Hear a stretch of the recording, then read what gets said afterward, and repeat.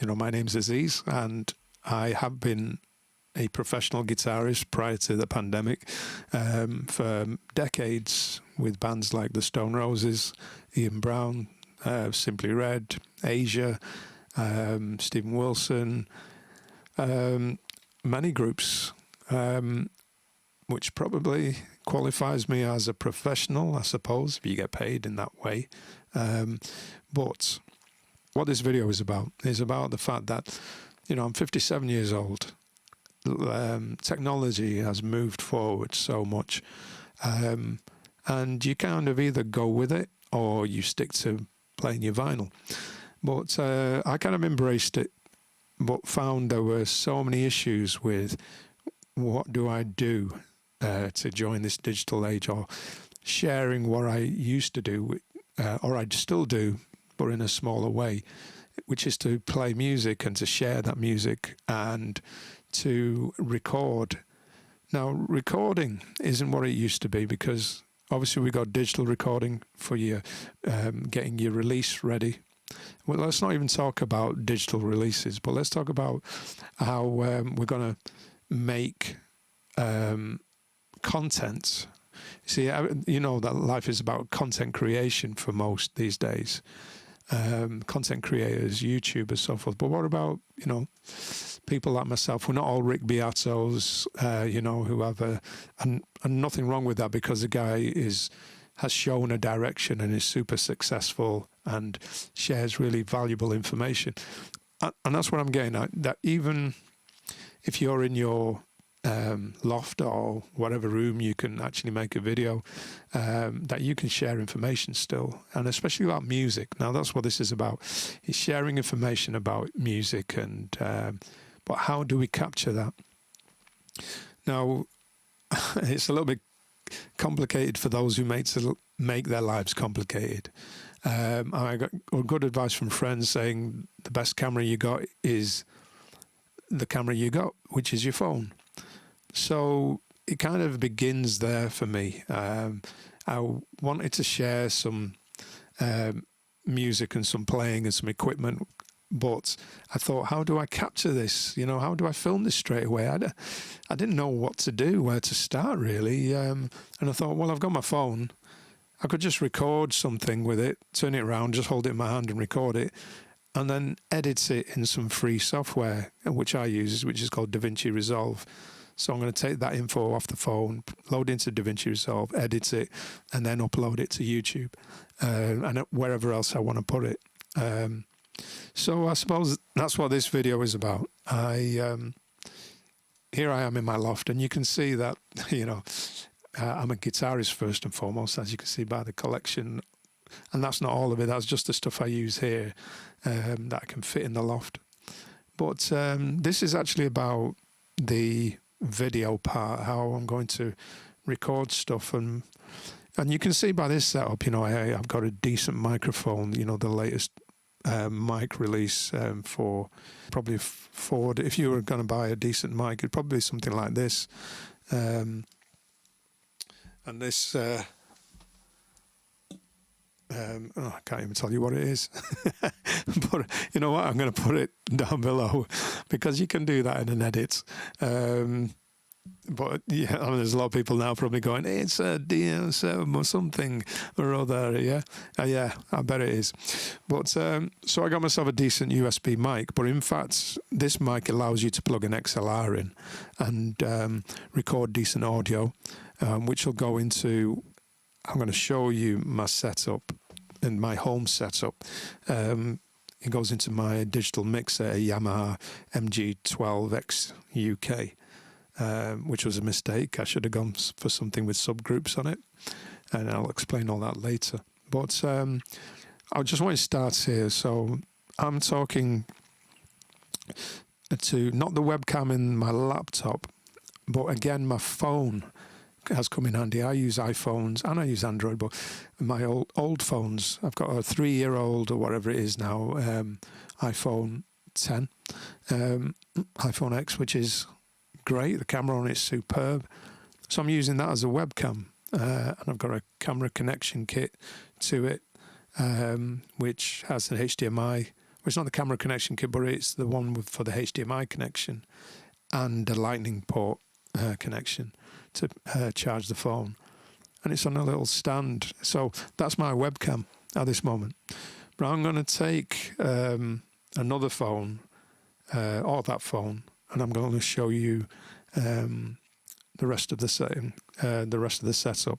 So, as they say, let's get to it. Okay, so I've taken my phone down from this clamp. Obviously you can tell by the audio quality it's changed from that microphone to the phone microphone, but you know what, I'm going to edit this audio when I put it in DaVinci Resolve, which is a free bit of software I can't recommend enough, especially as it's free. But anyway, so I've got this laptop, which is a decent laptop. I bought a few years ago. It's got an i7. I changed from Apple laptops to PC just because I need to make it work for me. It's so much cheaper. I will make this laptop make money back, and then I'll be able to afford a better one, and I'll be able to afford it too. So that's it. That's my way of thinking, is just being able to afford something, getting work done with it.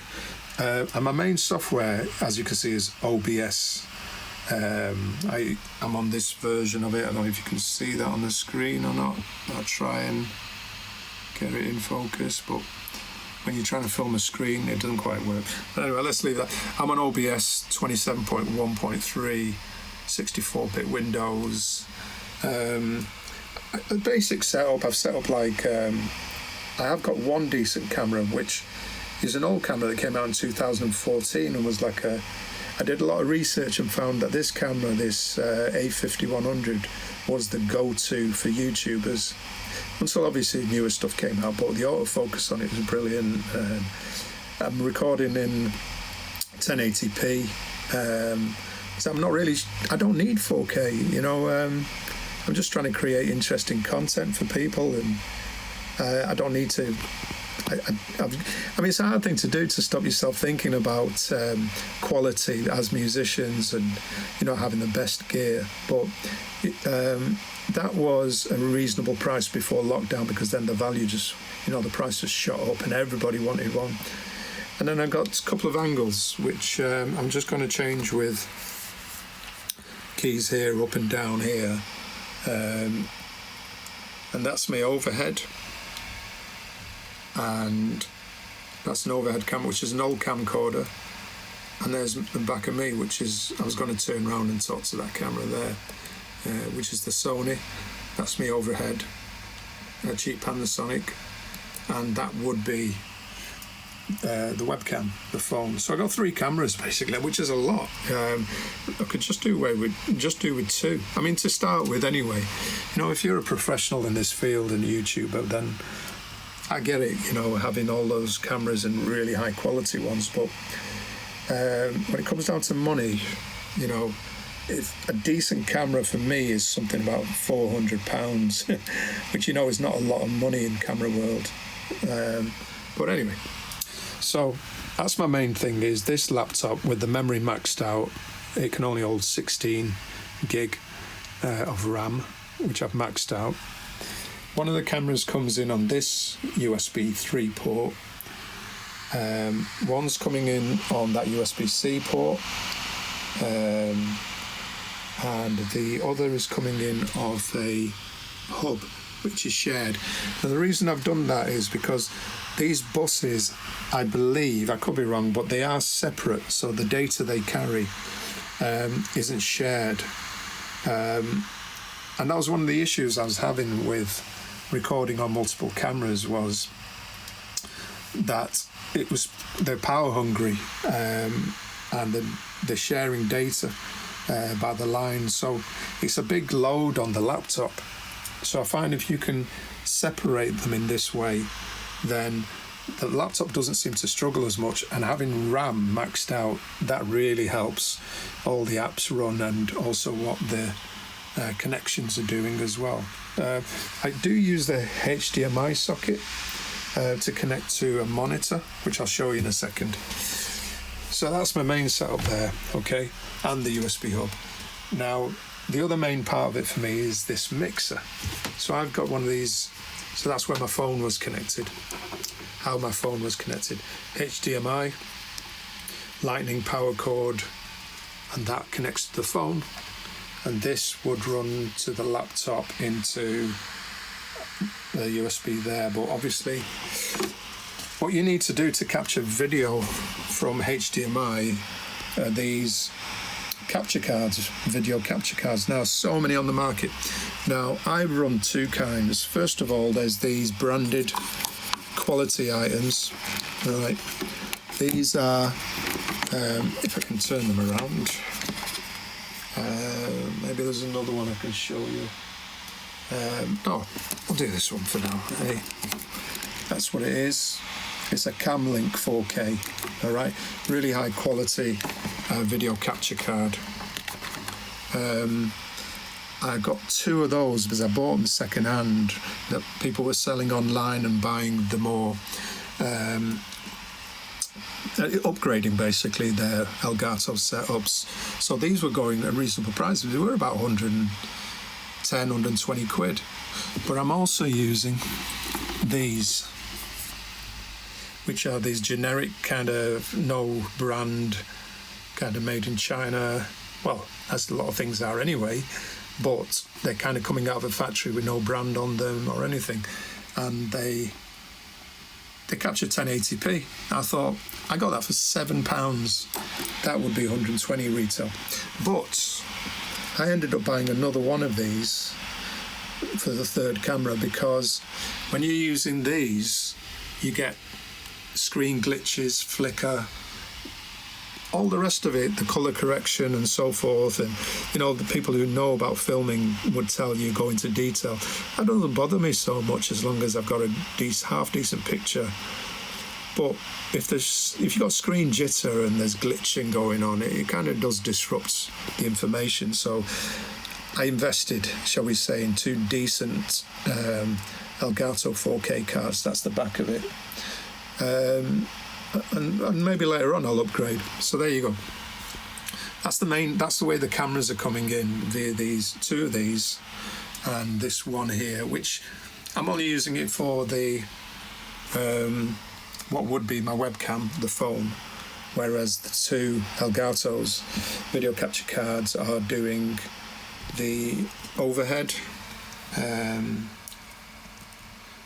One of them is doing the overhead and the other one's doing that there. So that's about it really, in terms of, so we got audio here. This is a USB mixer, by the way.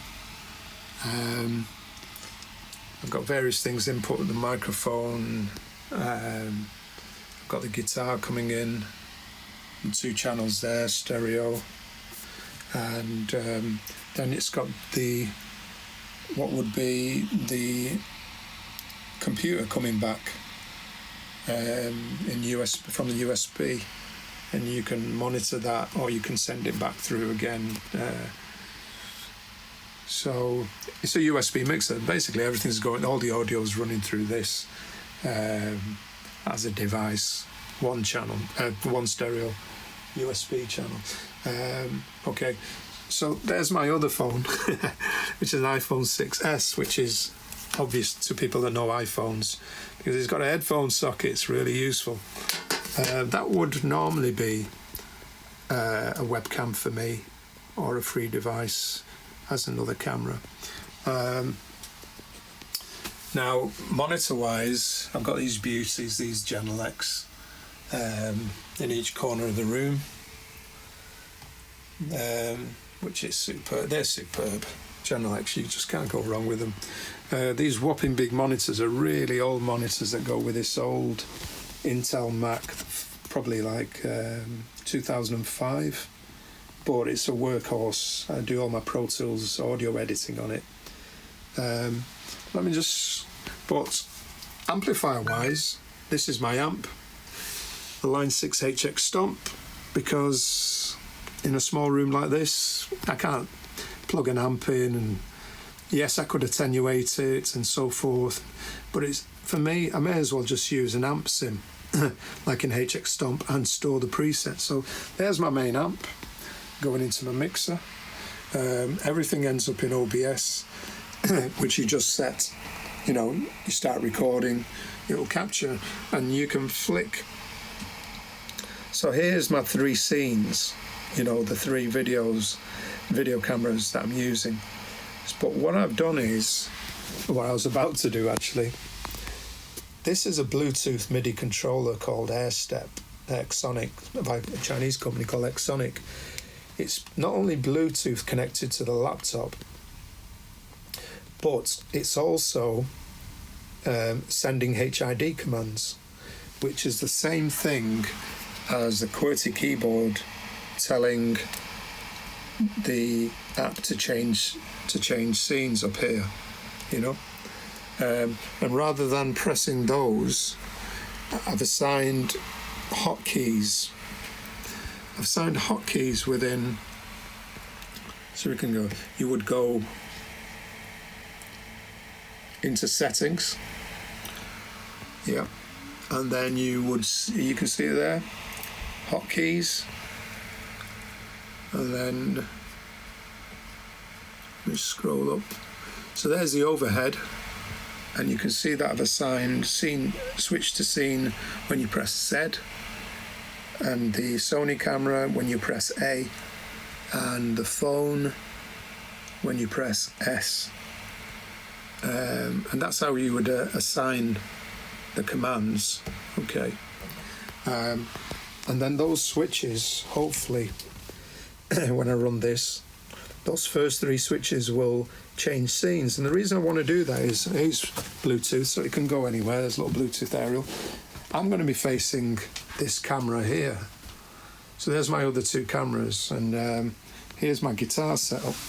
So I could have this down here and then change scenes like that, because obviously when I'm playing guitar or I'm talking, I'm going to be facing that camera there, which is the decent camera I've got, the Sony A5100, and this is my overhead, which I can still see because I've got a screen on it I can turn around. It's an old Panasonic camera, can do 1080p.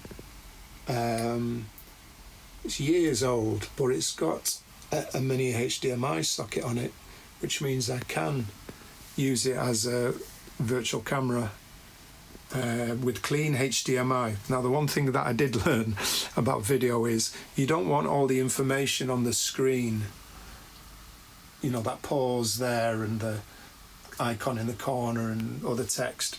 You want clean HDMI possibilities with the camera. So this camcorder can do that. That definitely can do that, and it has a pop-up screen, so you can see that what's your frame looking like? Are you in the shots? Which is great. That's the screen I use, so I can see what's going on. But that's what's going on in my life. But down here is what I'm filming, really. Me playing my guitar setup. Sorry for those folks who, you know, who just wanted to see guitars and equipment or what I'm doing, and I'm only getting round to it now. But I'm just showing you really about, even though I'm playing the guitar, it's about how am I going to share that stuff with you and how are you going to do it, you know, if you're thinking about doing things like this. But that's about it, really. I've got an overhead, which I've got on a mic stand, which I bought this little fitting off Amazon. It's a little bit that fits on the end of a mic stand, and then it has a standard kind of fitting on the camera that all cameras generally have, but it's a boom arm, which means I can stick it one side and then have it over the top, looking down onto my guitar setup. Yeah, that one's on a boom arm as well. I can angle it, get the angle I want. The picture on that's really good, but what's great about that camera is it has a pop-up screen, so you can see that you're in the frame. all that text on it won't appear because it sends clean HDMI. Also, a little trick I learned is you can power a camera to record video from a little dummy battery that fits in there, and then it just plugs into the mains there. And the reason for that is all cameras are not designed to shoot video for long periods of time, and they overheat. So probably around 20 minutes they overheat.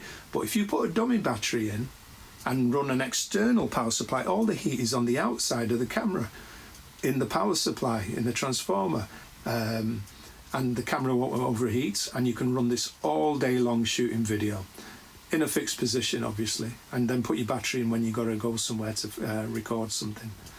And then there's the connection, the HDMI connection in the side of the camera, connecting to a little converter, HDMI. There's the HDMI cable coming off, comes all the way right round, and then goes there into your video capture card, which converts it to USB into your socket on your laptop. Everything I've got here really is now what I would call a digital setup, because my amp's digital, or my other amp, which is the Kemper profiling amps, KPAs, 2 of, don't ask why.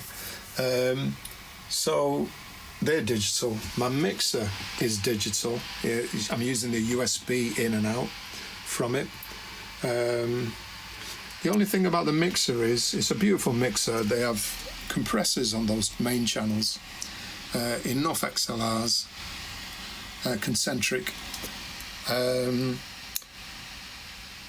decent EQs. Compressors are really good. Those XLR concentric inputs for jack and XLR are really high quality pre's.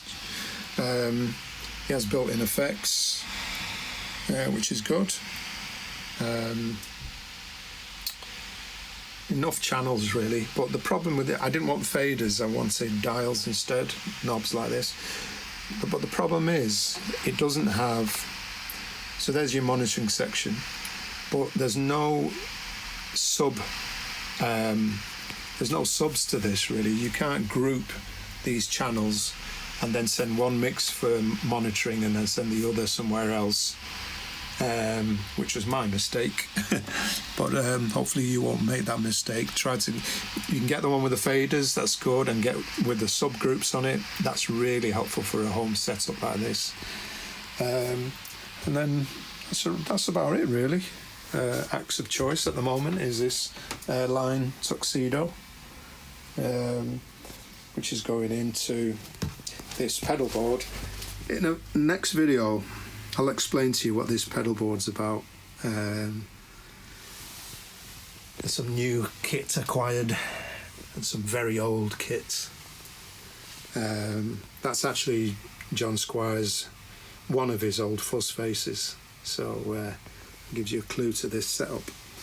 But I'll explain all this in the next video. Really, I just wanted to show you what kind of setup I've done at home, how I set my cameras up to record, hopefully, to be able to share this info in my little loft. My guitars are all ready to go. What my amp is, I'm using iPhones as cameras, with the exception of this old camcorder for the overhead and half decent, well, it's a decent camera, you know, as standard, that Sony 5100. Still one of the cameras with the best autofocus going. And that's it really.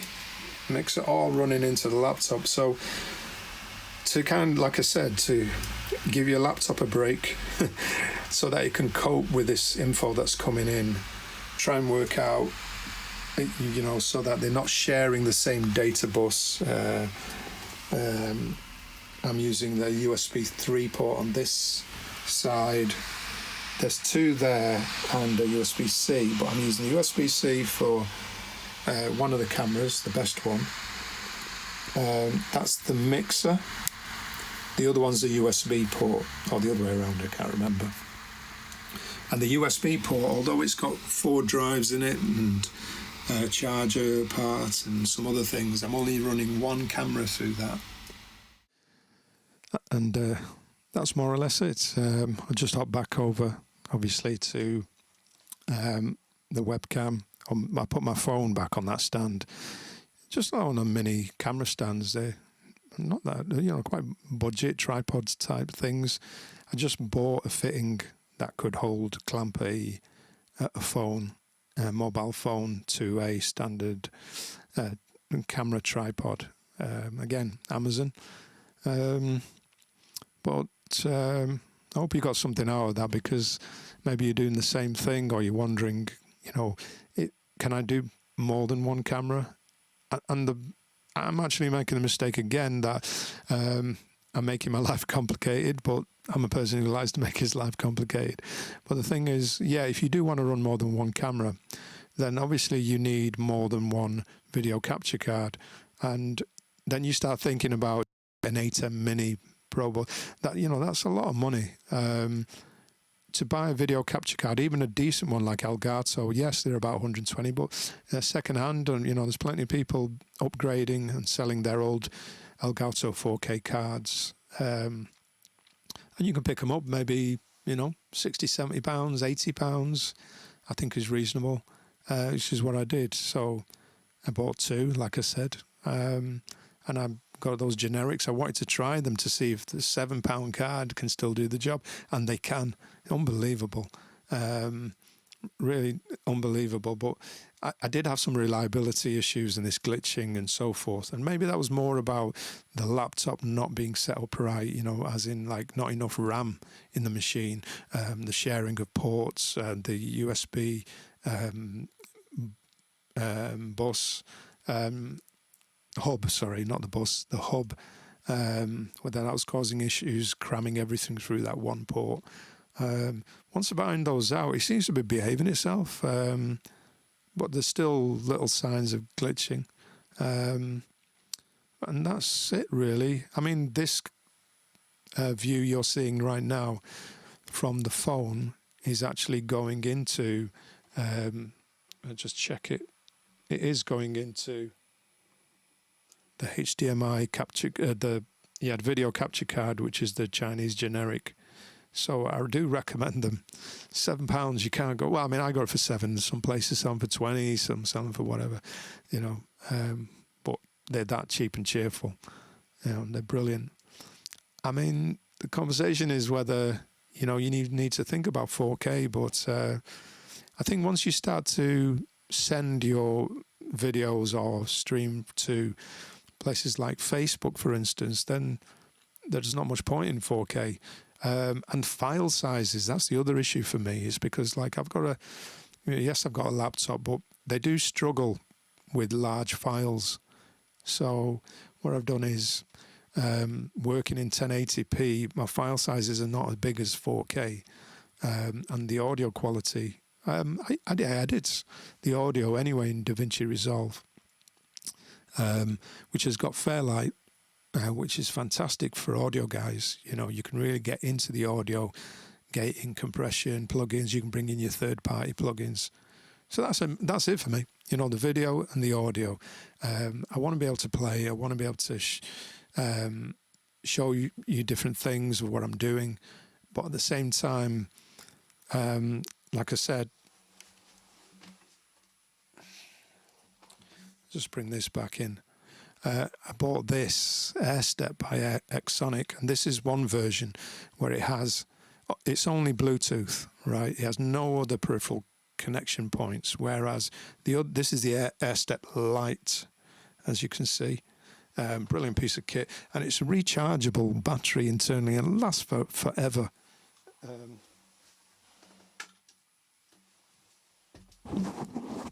Excuse me. And this is the other version.